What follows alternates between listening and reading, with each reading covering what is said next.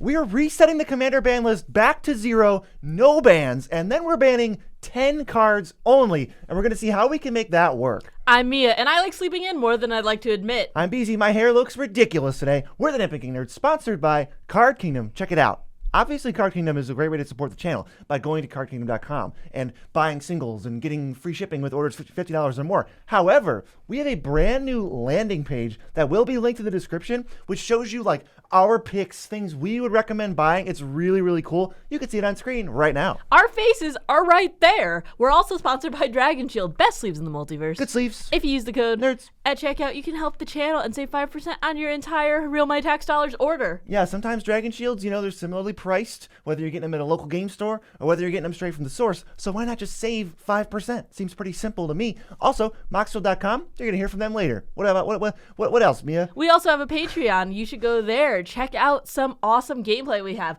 We have had on Josh from We Came as Romans and Kirby from Fit for a King on our last gameplay. We also will take a look at your decks. If you want personalized advice, go check it out. Help send the cats to college. So like we said, we are playing a little game today. We are resetting the Commander ban list back to 0, and then we are seeing who can make a better ban list between the two of us with only 10 cards. Obviously, when you do this, you are going to be leaving a lot on the table. There's a lot of busted cards that are banned and currently not banned in Commander that a lot of people would love to add to the ban list, but it gets really, really tricky when you can only take 10 of those and actually ban them. We're going to check out what we would keep from the original ban list and what we prioritize in Commander and how that kind of affects what we would ban and keep around. Yes, now there are some cards in Commander that have to stay perma-banned.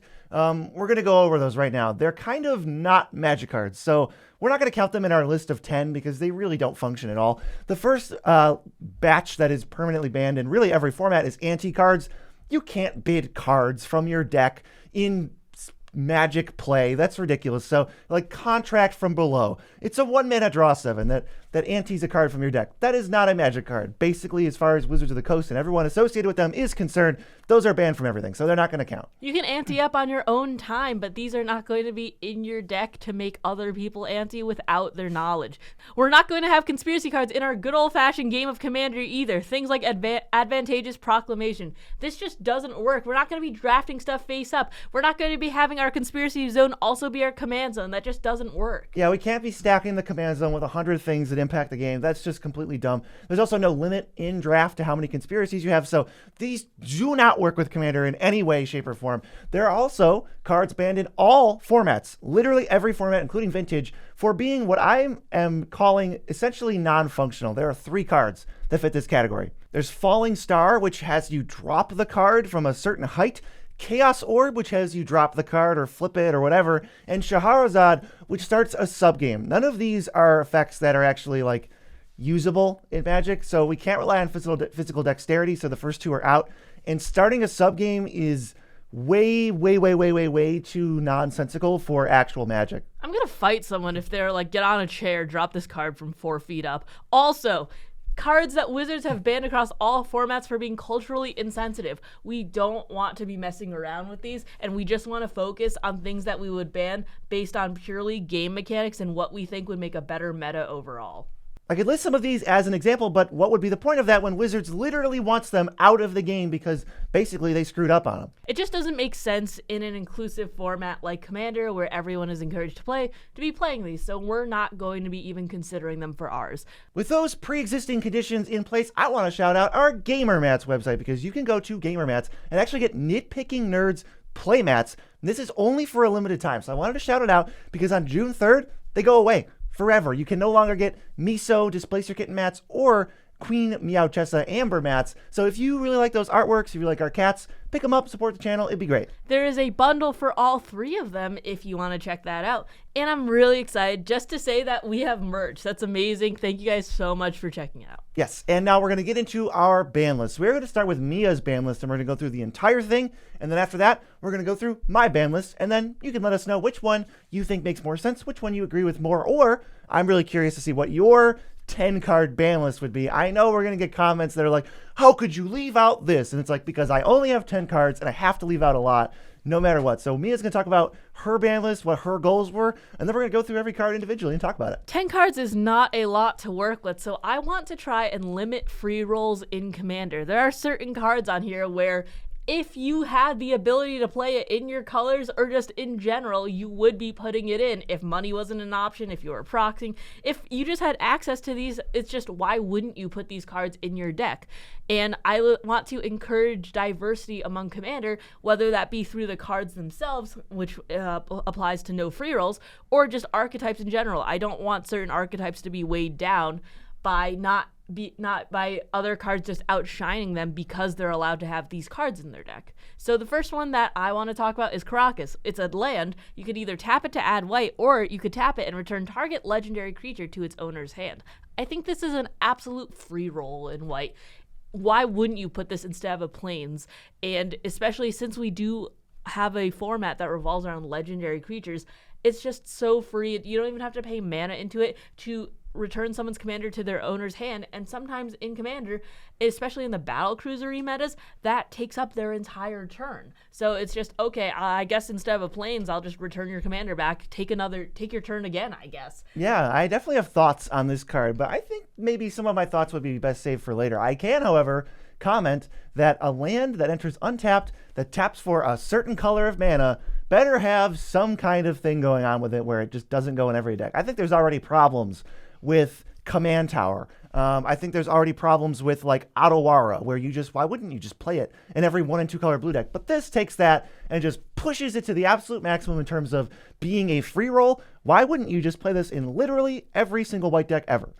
Spoiler alert, I don't have the channel lands in here, but I think that there's a little bit more work in getting the channel lands back. It's kind of like a spell slot where it is kind of a free roll, but it's not an every turn type of free roll like this land is. The next card that I want to talk about is Lutri the Spell Chaser. This is already banned in Commander, and it is 1 hybrid blue-red or hybrid blue-red for a 3/2. As companion, each non-land card in your starting deck has a different name, which Commander forces you to have already because that's just how the game works.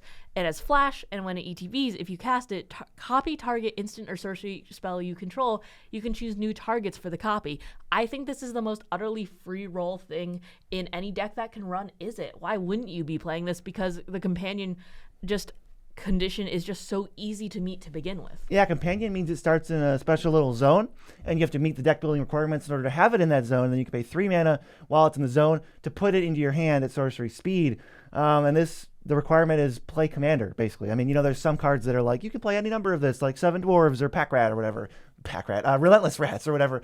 But that's less than 1% of decks. So basically, every single deck that would be built that is blue, red, or more colors can play Lutri in the companion zone.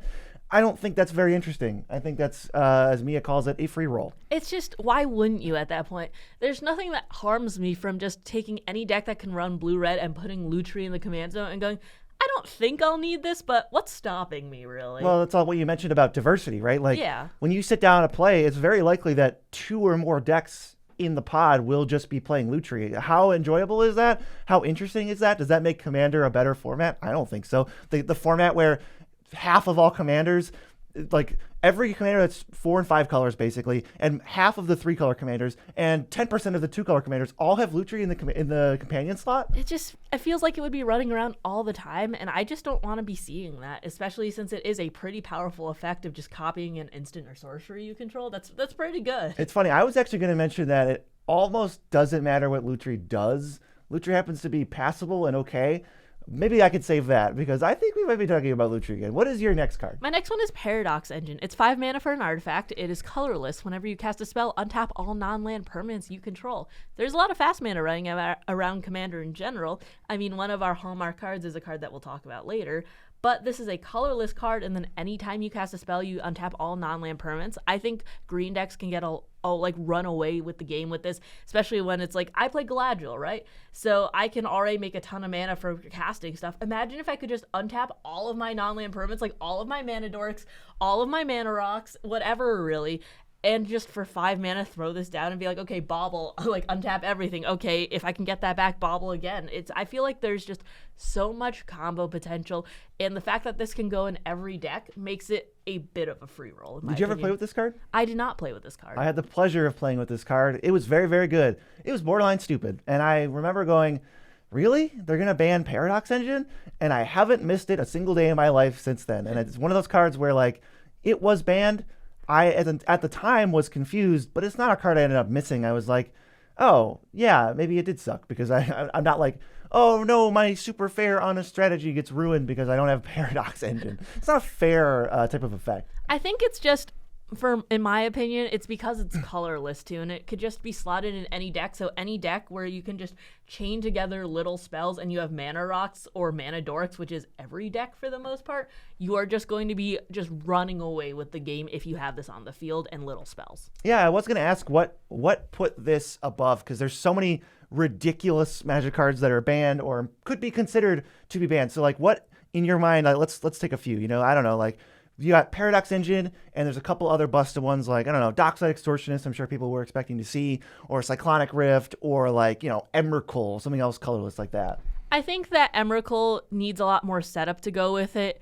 Dockside is a one-time burst, and I feel like even though your whole deck isn't built around Dockside, I don't see it being played more than once or twice in red decks for the most part, unless you're playing like CEDH or you're doing some sort of like graveyard recursion strategy or copy strategy. So you think like the whole deck that Paradox Engine is in sort of becomes about getting Paradox Engine out? Yeah, it's like Secret Commander for the most part. You need like cheap spells, and and this can go into any color basically because it's colorless. Yeah, also fun fact, it is worth noting that in both of our ban lists, we did not get around to banning Tinker.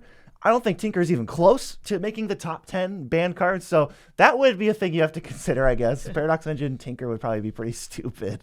I just don't think Tinker quite makes it. I had absolutely no room for Tinker on my ban list. I don't know how you feel about it. I don't have it on mine. It's a good piece, but I think there are better and things that have more pressing bans. You know what I mean? I also think in a certain way, with my ban list at least, I really couldn't start banning for power. I think there was too many game-ruining cards that had to go first. Yeah, I think that I'm going with no free rolls, and I'm not excluding power. I think that there's a time and place for power. If you want to play those in CEDH, that's great. And if you want to play those in your normal decks, then that's a Rule 0 talk, but that has nothing to do with me as someone trying to ban things. Yeah, we definitely have to talk about Rule 0 at some point. I think I might hammer it a little bit more when we get to my ban list. Let's go to your next card. My next card is Sway of the Stars. It basically says each player shuffles their hand and graveyard and all permanents they own into their library, draw 7, each player's life total becomes 7. This resets the game in a point where the last turns did not matter in any way, shape, or form. It puts all of your lands back. It just says, okay, it's a hard reset, and your life total becomes 7, whether that's good or bad for you. You could be at 1, you could be at 1 billion, and it doesn't matter what happened prior to this. And this has big just energy of like the game, start a sub game, right? It doesn't matter in the end, and I hate that. I hate the fact that someone can be running this and everything I played up to this point, it's like, okay, well, why did I do that? Why did I play? Yeah, invalidating games is a very, very bad feeling, and what I would hope to protect the casual player with a ban list in general, like for Commander, I think you have to protect the person showing up to an LGS, playing against random people, playing on Discord, playing on whatever, and like when this card is allowed, this is going to leave the absolute worst taste in my mouth, because like I don't even know why my opponent's playing this card. Like, what are you doing? Like, what is the point of this card? Because all it does is restart the game, and it does have, I was trying to think of what gave me the ick about this card. It has Shahrazad vibes. Yeah. It restarts the game. It's like a sub game where the first game you had to play out. It doesn't matter. Forget everything that happened in that game. It is irrelevant. But you also just can't mulligan in this weird sub game, so you might just get screwed out of that game. And you're just too. at 7 too, It's not like the edge of, I'm not saying I would keep or ban Worldfire. That's like neither here nor there. But it doesn't have the edge of like, oh God, who's gonna draw the first haste creature? Who's gonna, ping me for 1, or who's gonna end the festivities in a land off the top? But 7 is a bit to chunk through, especially if you have no lands, no creatures, no hand, no anything, and starting a sub game, it's just going to take a really long time. I don't like this card. I don't think it's good for Commander. The next one, it's also a good pick. It didn't make it onto mine, but it is kind of a nonsense card. Well, what do we got? This is a free roll. This is Time Vault. It's 2 mana for an artifact, and it is still banned. It enters the battlefield tapped. It doesn't untap during your untap step. If you would begin your turn while it's tapped, you can skip that turn instead. If you do, untap it, and if you tap it, you take an extra turn after this one. This doesn't say it can only be untapped by skipping a turn. This just says it does not untap during your untap step. And as we know in Commander, there are very cheap ways to untap artifacts like Manifold Key, Kyora's Follower, Voltaic Key, etc., etc. And this comes down for 2 mana. So if you can get a 2 mana piece down, like say you have a card that we'll mention, or a couple of cards that we'll mention later in this, like just mentioning, and we put down Time Vault and we put down Kira's Follower with the 2 pips that we have, immediately on turn 3, you can just be taking extra turns and it can just keep chaining. That is the most unfun play pattern I could ever imagine. It's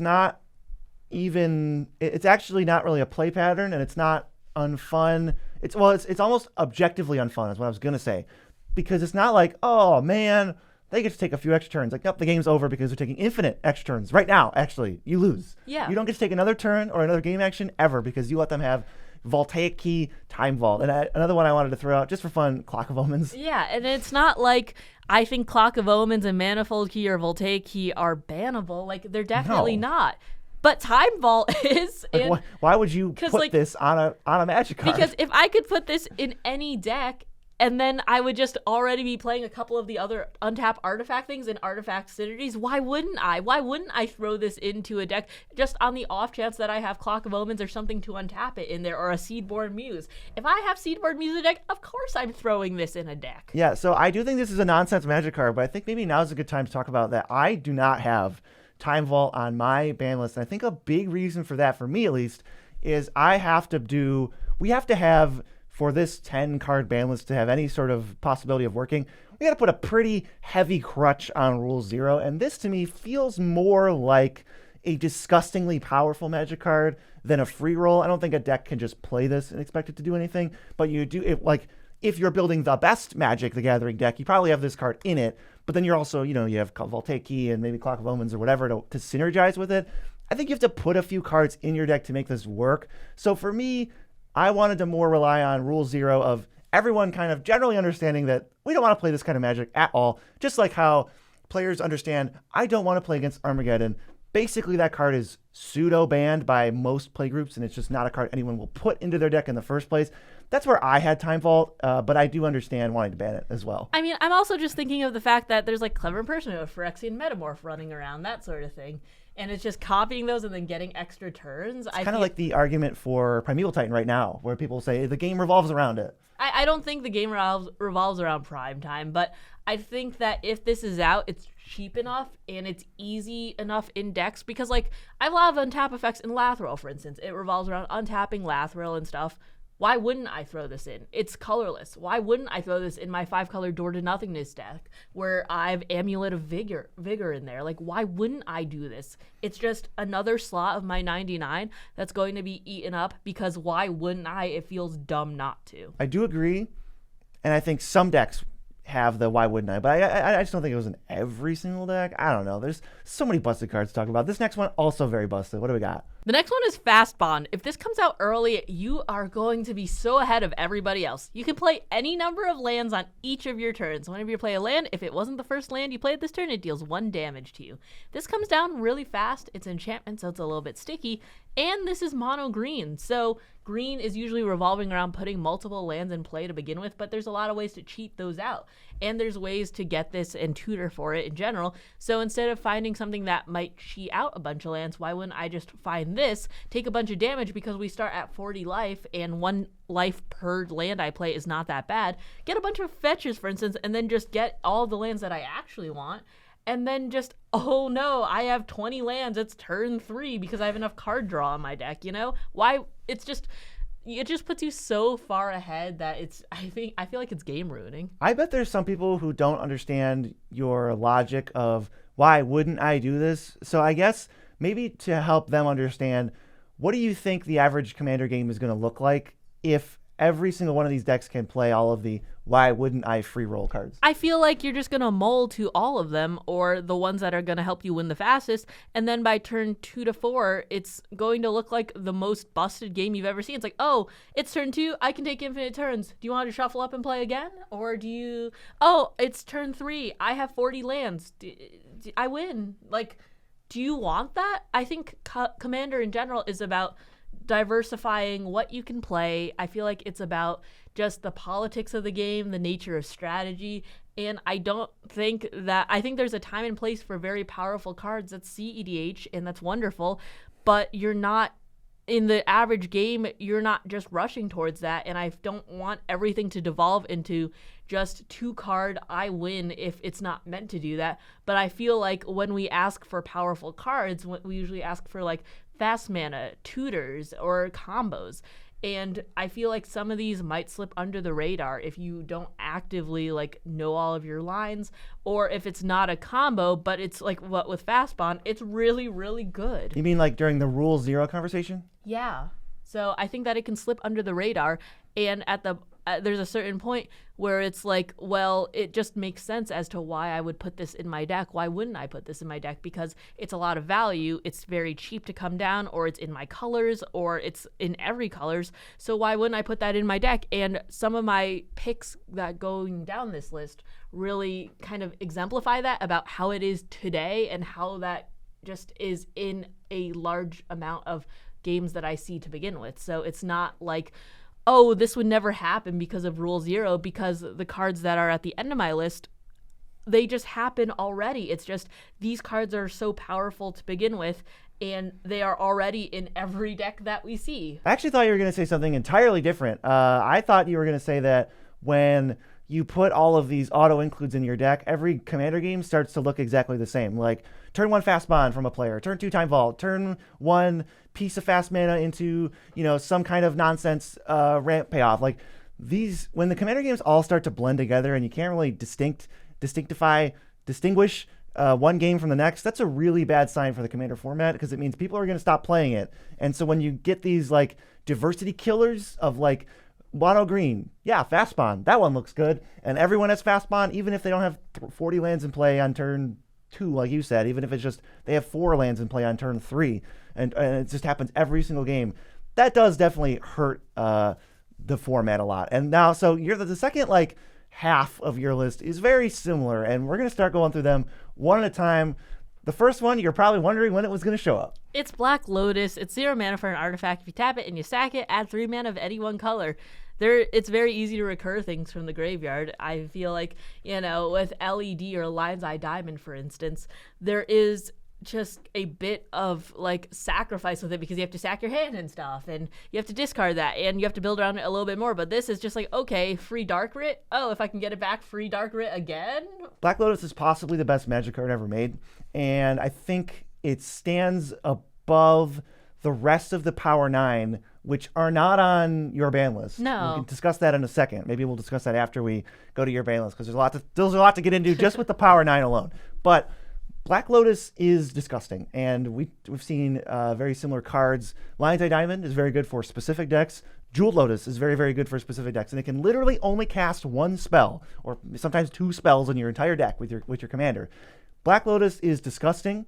I think that it is way worse than any fast mana you've ever seen, and it is abusable to the max. Black Lotus is just so fast. It's pretty easy to get things out of the graveyard, and I don't want to see it running around. I have had times where Jeweled Lotus just doesn't go in my commander decks because I run a lot of pips in my commanders, and so it doesn't really make sense to put it in there to kind of negate the cost like Atraxa or Kalia.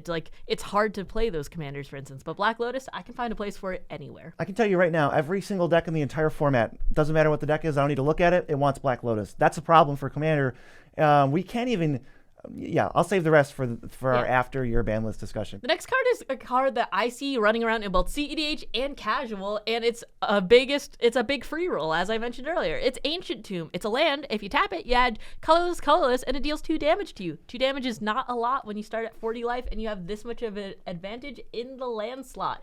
Double land. This is what Temple of the False God wishes it could be. It is what Temple of the False God wishes it could be. This is an interesting choice on yours. I think Ancient Tomb is probably the weakest card on your ban list, but I totally understand the argument of the fact that it is colorless, so it has no color identity, so it can go in any commander deck. I think Ancient Tomb is probably one that doesn't go in every commander deck because, like, 5 color whatever decks probably don't want it as much.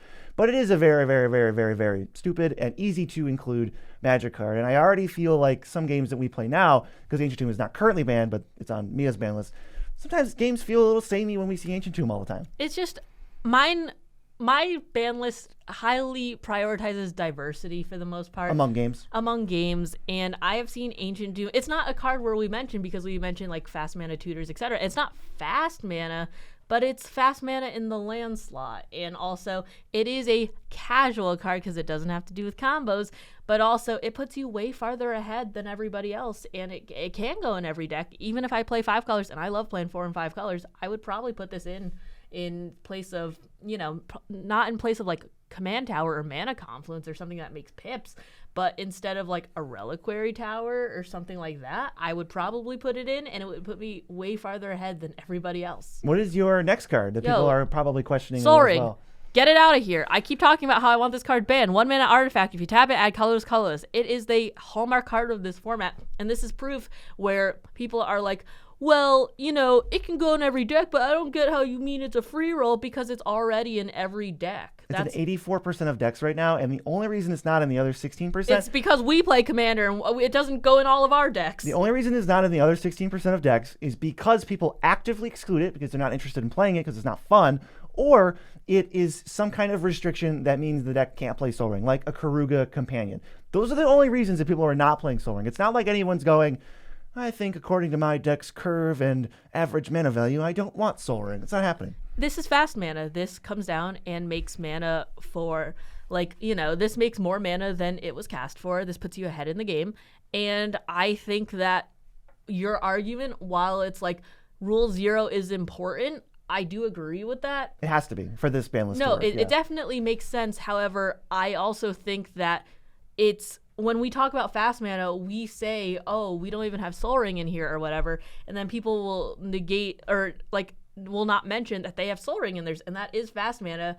And so I think they're like, oh, I don't have fast mana. They do have Sol Ring. So I think in the end, it's not just why wouldn't I put these cards in this deck, because most people would put it in if it's accessible, because Sol Ring's like $1 or $2. It comes in every precon. Everyone usually has one in their deck, and this is just proof, in my opinion, that people will play it if possible, and then that will just negate the diversity in Commander. I have a lot to say about Sol Ring, but spoiler alert, we're going to hear from it later. What is your 10th card on the ban list? My 10th card is Mana Crypt. It is 0 mana for an artifact. At the beginning of your upkeep, flip a coin. If you lose the flip, it deals 3 to you. Tap to add colorless. Stop saying that this kills you. If it's killing you, you're not playing fast enough. Right. I really have to reiterate, this is not necessarily related to whether or not Mana Crypt should be banned or is banned on our ban list, but if you think Mana Crypt is worse than Sol Ring, I'm sorry, but you're basically just wrong in Commander. Like, 1.5 damage a turn is better. I will take that for reducing the only thing I have to pay off the cost, which is the 1 in the corner. Change it to a 0. This card is absolutely unhinged. Ancient Tomb deals 2 to you every single time. And for a card to say it's not your land drop, you could still play a land. It's not related to land drops in any way. You're not restricted that way. Costs 0, taps 2 always, and you only sometimes take 1.5 damage on average. Absolutely absurd. Unless you're the unluckiest person ever and lose every single flip that you ever do, maybe you still won't die to it because the game will be over because you have because you have 10 extra mana. Yes. So in the end, this is a powerful card. This is just, if this was $1, I would see it just as often as I see Sol Ring, and that would be an 84+% of decks. Did price factor into your ban list at all? In terms of like what a card actually costs, how accessible it is to people? Honestly, I wasn't really thinking about price for the most part. I was just thinking of how often do I want to see this and how much could I see it in a given deck. And It's like, okay, well, every white deck can play Karakas. Why wouldn't they put it in here? Oh, every deck can play Ancient Tomb. Why wouldn't they put it in there if they want extra mana? Mana Crypt, Sol Ring?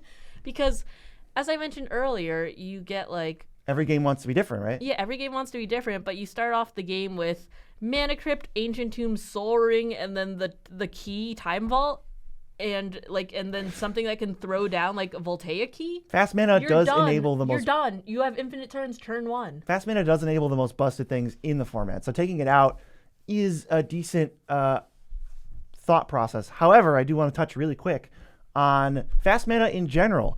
how much of a stance against fast mana can you take in Commander when you can only ban 10 cards? I will tell you, because we know what the best fast mana cards in the format are, so we'll just count up to 10 real quick, and then you can let me know how you feel about that, like, phantom ban list. We can do the 4 that you mentioned: Black Lotus, Ancient Tomb, Sol Ring, Mana Crypt, but 5 Moxen exist. There are 5 0-mana rocks that just make 1 of a color. We cannot afford to put 5 of 10 on our ban list when we're prioritizing other things than just fast mana. So boom, now you're at 9, and you've still got things lurking around like Chrome Mox and Mox Diamond, and there's like Lotus Petal is potentially Mox one. Opal, I don't know how you feel Diamond, about that. Nano Vault, Grim Monolith, like whatever one of those, you throw that on the 10th one. And so now you've got the best card in the format is either probably Chrome Mox or Mox Diamond, and I think 10 cards just isn't enough to take out all fast mana and take a firm stance on that. So we didn't do that route. It's not, which is why I was trying to target the ones that were colorless and could go in any deck. That is also what I did a little bit. I did a little bit less than you, but I did want to target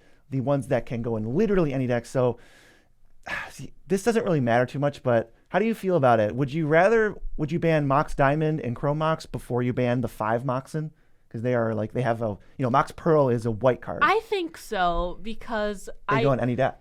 They go in any deck, and there is so much to do in Commander revolving around like any color. That's what makes Command Tower so powerful, right? That's why Mana Confluence and City of Brass are such desirable cards for Commander. Mana fixing plus fast mana ramp is pretty silly. Yeah, so the opportunity cost is just so low. Like, why wouldn't you do it? And then also it's so versatile versus I'm not sure if I would always play, especially in 3, 4, and 5 color decks, 0 mana, tap for 1 mana of 1 color. That might not work in my spread. That brings us to my ban list, but more specifically, Moxfield.com, because it's the best way to go online, build a deck, and then end up with, wow, this is the best deck I've ever built. Thanks, Moxfield.com. Your user interface made it just so easy to do, and there's a fun feature since we're talking about bans. Moxfield shows you if you accidentally put a ban card in your deck, in your Commander deck. It's oops, this card's banned in Commander. It's got a red little border over it, so you can go, oh, okay, something's wrong. Let me see what's up. Oh, Time Vault is banned in Commander. I better take it out of my deck. If you want proof that we don't run Sol Ring in every single deck, you should go check out our profile. It has all of our decks there, both retired and the ones that we currently play. We are very up to date on it, and give us a follow. It would mean the world to us. Moxfield even lets you tag the cards in your deck to fit under certain categories. So if you have a fast mana tag in your deck, go add Sol Ring to it, because it's fast mana. It is. Okay, so we are now going to enter into my ban list. The goal with my ban list really is to do 2 things. I want to promote fun, and I want to promote diverse gameplay. I want every game to feel different. I don't want players to feel like they have to do something. I think a lot of the regular, rules committee thoughts on stances on the format are similar with me here. This ban list, for me, I'm trying to protect random players at a local game store or at a webcam EDH event or something on Discord. Basically, I need to buffer against Commander players playing against strangers and making that the most enjoyable experience, because Rule 0, it can handle established playgroups. There's already a golden rule when you play any game, and I almost wish we didn't call it Rule 0, because it just states that if you're alone with 4 people and you want to play any game, including Commander, a slightly different way, you can just do that. We can play Uno however we want, as long as all of us agree on how to play Uno. That's just sort of an established rule on this. So that's going to be pulling some heavy weight with established groups. And then for me, I want to actually just protect people playing against people they don't know and having not awkward situations rise up. Yeah, I think that Rule 0, in my opinion, is good, and I'm happy that we have it. But I think that people aren't good enough about it, and which is why our ban lists differ a little bit, because people, I don't know, I've been to so many bad Rule 0 conversations where it's like, okay, we're not playing Fast Mana Tutors Sol Rings, right? And then we've seen someone go Enlightened Tutor into Sol Ring, turn 1, and it's like, oh, well, I thought we weren't playing that because we just said we wouldn't. Yeah, Rule 0 is going to have to carry some extra weight for sure. I don't trust people as much. Yeah, I guess not. It just has to. It's not like I think it will. It just has to with this. We can only ban 10 cards. So all of the busted out of this world power-wise cards, like Time Vault is an example. I'm going to push that into the category of you guys got to figure that out. I don't think that's a card that most people are going to want to play with. And if you do want to play with it, that's probably going to be a card on the EDH Rec most salty list that you guys can talk about. That's what it's going to have to be. So my first ban, Sol Ring. I think this has ruined more games of Commander than any other card. Not close. I think it destroys diversity. I think the fact that it is an 84% of decks, kind of a joke in terms of like what my goal for the format would be, which is increase variance, reduce diversity, make it so that every deck feels like it has 100 cards in it. Sol Ring does the opposite of all of those things. And with this ban, it would also stop getting reprinted in precons too. I guess it would. Stop. I mean, it's also just it's also just banned in a lot of other formats for the reason that it's like so fast and it's so stupid. It is top 5 Magic cards. So in general, it's like, why has this become the hallmark card of Commander? It got Commander to where it is today, but do we need it going forward? I think absolutely we do not. Mana Crypt is my next one. I don't need to spend a ton of extra time on Mana Crypt. I think it also destroys deck diversity. I think it's also a complete free roll. I think it's a card that when it eventually gets reprinted, this is talking about in the current world we live in, I think if it gets printed enough, it will get banned, which is kind of funny. We don't factor price in because we can't with this ban list experiment, but I think price does factor into if a card is banned or not in the current ban list. I won't get too confusing. Basically, Mana Crypt for the exact same reason as Sol Ring, 100% free roll, 100% deck diversity killer, 100% get out. Next, Black Lotus, 0 mana artifact, tap, sack, add 3 mana. We talked about this. This is obscene.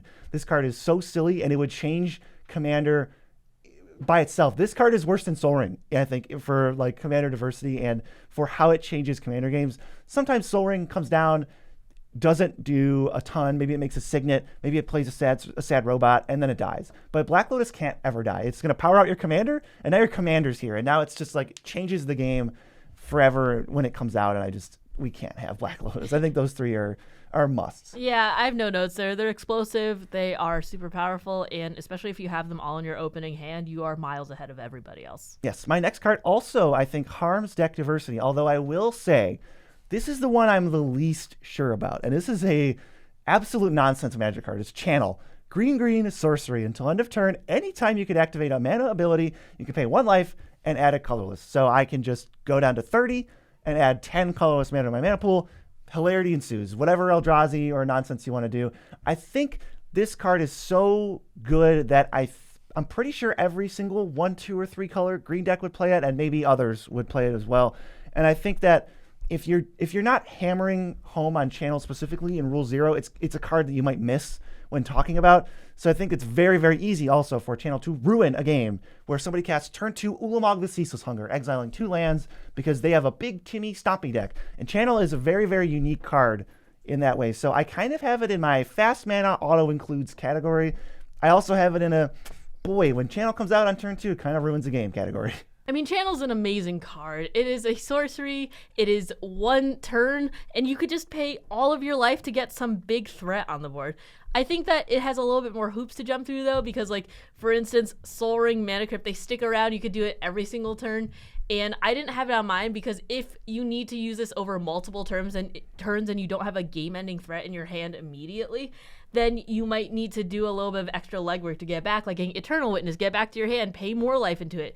I'm a little bit more of a cautious player, and I don't love going all in. So paying 39 life to just throw a bunch of things on the board is a little bit scary to me, but maybe that's just because of my way of thinking. I think how this card is going to go is some of the time in a Commander game when you all sit down, somebody plays Channel on turn 2, pays 15 life, casts Emrakul the Aeon's Torn, and then somebody loses the game because their lands get sacrificed, and then Emrakul the Aeon's Torn is on the battlefield.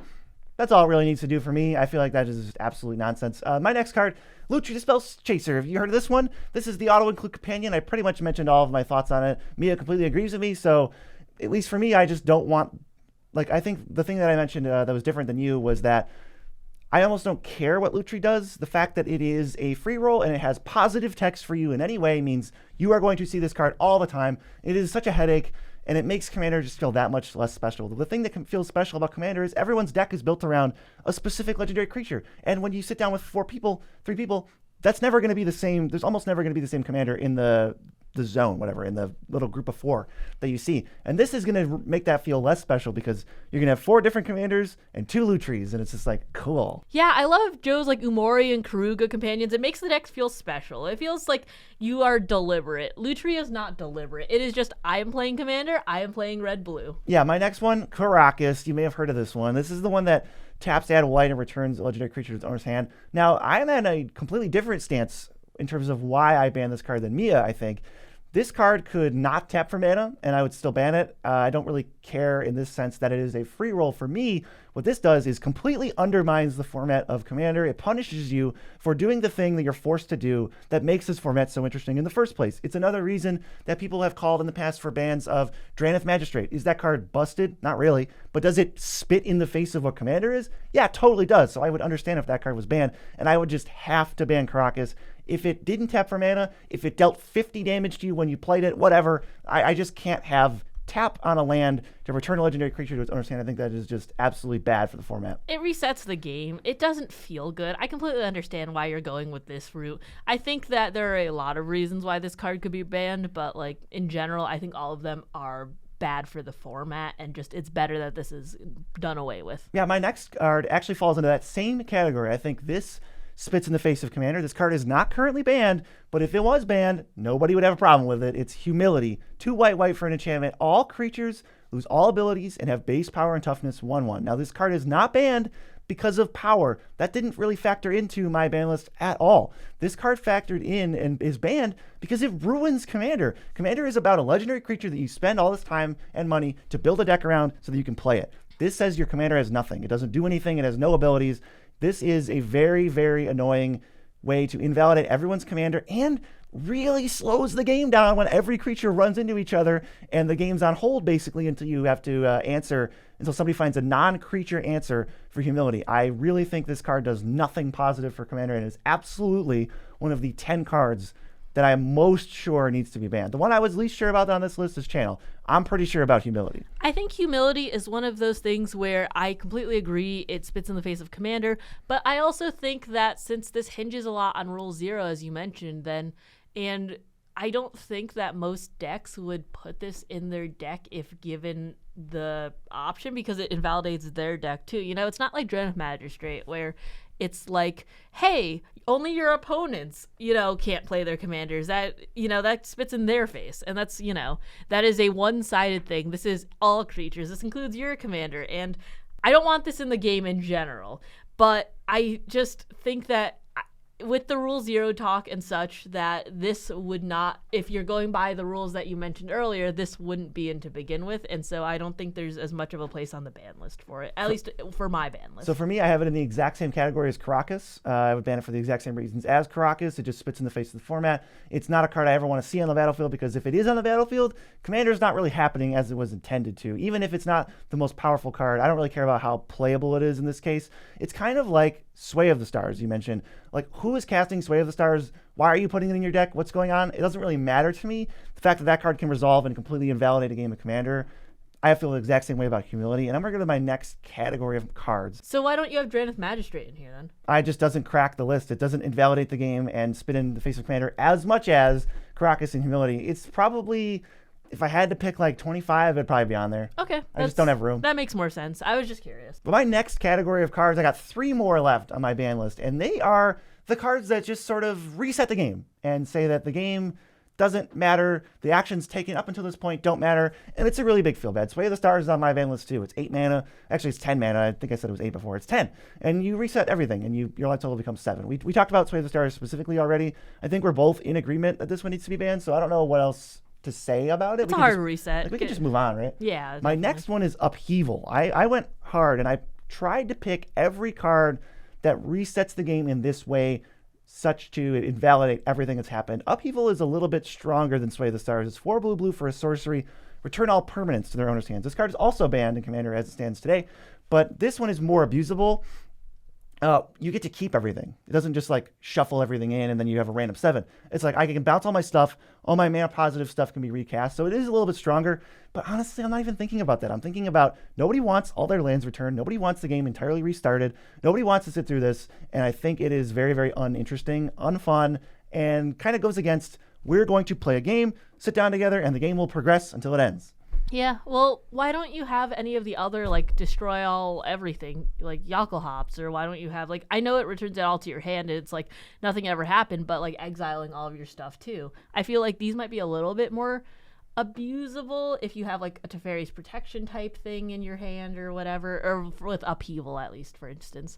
But with everything else, it's like, why weren't those on your list? I did think about this a little bit. I have these sort of 3 reset buttons that kind of return everything or shuffle everything away. And then you're comparing them to like the Decree of Annihilations of the world that just sort of reset the game because they destroy or they exile everything. I do wish I could take a chunk of those out of the format. If I had 25 bans, I might really take a stance against those. But I went ahead with the resetting cards as opposed to the destroy everything cards. I think they are in a slightly more miserable state because when you destroy something, it goes from in play to the graveyard, and I don't think you get the sense of resetting as hard as when they're back in your hand, or you only have 7 cards in your hand again, or you can't even access them because they were shuffled into your library. So that's at least my reasoning. I think under that reasoning, Upheaval is now the least justifiable of the 3, but I'm going to get into my next one, which is a card that is not currently banned, and I would just ban it. World Purge. 4, white blue hybrid, white blue hybrid, white blue hybrid, white blue hybrid, sorcery. Return all permanents to their owner's hands. Each player chooses up to 7 cards in their hand, then shuffles the rest into their library. Each player loses all unspent mana. So with this one, again, there's really no way to take advantage of it. You can end up with fast mana or something or other in your hand to maybe cast 1 or 2 spells, but you're down to 7 cards. The game is reset. None of the other things you did in this game matter at all. They're not even accessible. They're not even in a zone you can see. Same thing does Sway the Stars for me. I'm actually kind of confused why World Purge is legal, although I think the reason would be that the current rules committee chooses to ban things as a signpost. So they say like, well, Sway the Stars is banned and Upheaval are banned, so don't play World Purge. Maybe. But I just went with it. I think that they do ban certain stuff as signposts, but they unbanned Worldfire somewhat recently too. That was a few years ago, I think. And also, I've never seen World Purge in person, but I do agree that it does spit in the face of Commander. It's hard because some of these cards, whether you ban them or not, they're never going to see play because people hate them. So it's like, I could unban Upheaval and Sway the Stars and they'd see about as much play as they do right now. Maybe they'd go into a few fringe competitive decks. But it's like, if I unban Upheaval and Sway the Stars right now and I played 100 games of Commander, would I see either one? Probably not, as long as we had any sort of Rule Zero conversation.